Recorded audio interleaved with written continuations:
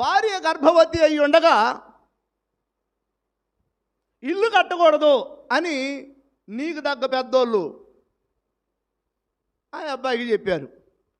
ఆ అబ్బాయి ఏం చేశాడు అని అంటే, నిజమే కావాలా, భార్య గర్భవతిగా ఉండగా ఇల్లు కట్టకూడదేమో, అది శనేశ్వరమేమో, అది కీడేమో, అది నష్టమేమో అనుకున్నాడు ఇతను కూడా.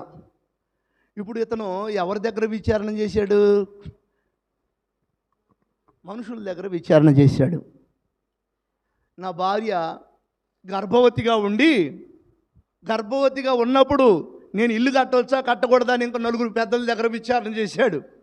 విచారణ చేస్తే వాళ్ళు కూడా చెప్పారు, నీ భార్య గర్భవతి అయితే ఇల్లు ఇప్పుడు కట్టకూడదు అబ్బాయి, అది కీడు, అది నష్టం అని చెప్పారు.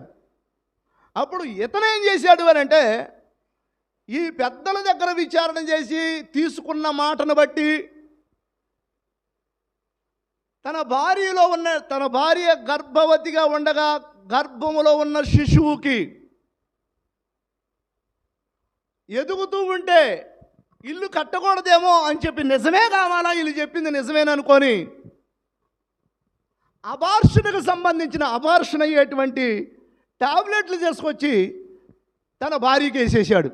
ఇల్లు కట్టాక తర్వాత ఆల్రెడీ ఒక బిడ్డ ఉన్నాడు కదా, తర్వాత ఇంకో సంవత్సరం అయిన తర్వాత మళ్ళీ ఇంకొక బిడ్డకు చూసుకోవచ్చు అప్పుడు అని చెప్పేసి ఆ భార్యకి అబార్షన్ జరిగేటువంటి మాత్రలు వేసేసాడు.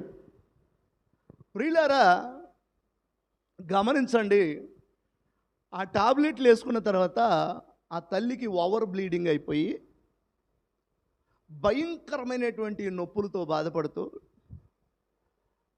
ఒక్కసారిగా ఒంట్లో ఉన్న రక్తం అంతా ఒడికట్టి పిండినంత పరిస్థితి అయిపోయి చావు బ్రతుకుల మధ్య కేకలేస్తూ ఉండగా హాస్పిటల్కి తీసుకెళ్లారు.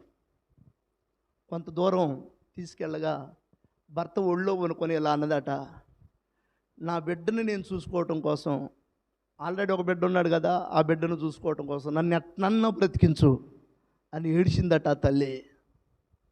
చివరికి హాస్పిటల్కి తీసుకుపోయి అలా పనుకోబెట్టారు, ప్రాణం పోయింది. వినండి ప్రియులారా, ఎవరి దగ్గర విచారణ చేశాడు? అసలు ఎవరు చెప్పారు మీకు?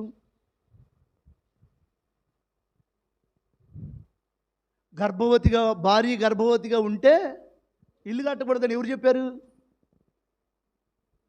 బైబిల్లో ఉందా? దేవుడు చెప్పాడా దర్శనం ద్వారా? మరి ఎవరు చెప్పారు?